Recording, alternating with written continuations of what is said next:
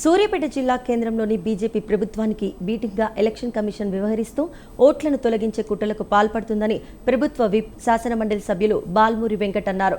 గత నెల రోజులుగా సర్ ప్రక్రియలో పాల్గొంటూ ఓట్లు పోకుండా అడ్డుకట్ట వేయగలగామని ముందున్న 15 రోజులు కూడా మరింత విజయవంతంగా పనిచేసే ప్రతి ఓటును కాపాడుకోవాలని అన్నారు.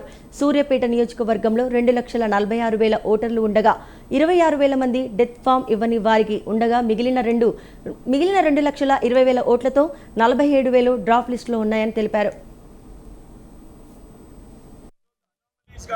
వివిధ కారణాల చేత ఏదైతే సూర్యాపేట నియోజకవర్గ పరిధిలో 47,000 ఓటర్ల లిస్ట్ అనేది ఈరోజు ఎలక్షన్ కమిషన్ ఆఫ్ ఇండియా అనుమానాస్పద రీతిలో వివిధ కారణాల చేత ఆపేసే ప్రయత్నం చేసింది.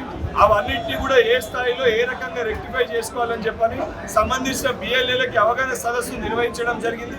ఎందుకంటే ఈరోజు ప్రతి ఒక్క ఓటర్ కూడా తన ఓటు హక్కు వినియోగించుకునే విధంగా, ఎందుకంటే రేపు పొద్దున ఓటు హక్కు అనేది వెళ్ళిపోతే ప్రభుత్వానికి వెళ్ళి రావాల్సిన సంక్షేమ పథకాలు, ఇంద్రం ఇల్లు కానీ, సన్న బియ్యం కానీ, అలాగే అనేకమైన పథకాలు కూడా వాళ్ళు కోల్పోయే పరిస్థితి ఉంటుంది. కాబట్టి ప్రతి ఒక్క ఓటర్ కూడా దీంట్లో జమ చేసుకొని ఎలక్షన్ కమిషన్ ఆఫ్ ఇండియా ఈరోజు భారతీయ జనతా పార్టీకి ఒక బి టీం లెక్క వ్యవహరించి కావాలని చెప్పి ఓటర్ల హక్కుని గుంజేసుకునే ప్రయత్నం చేస్తుంది.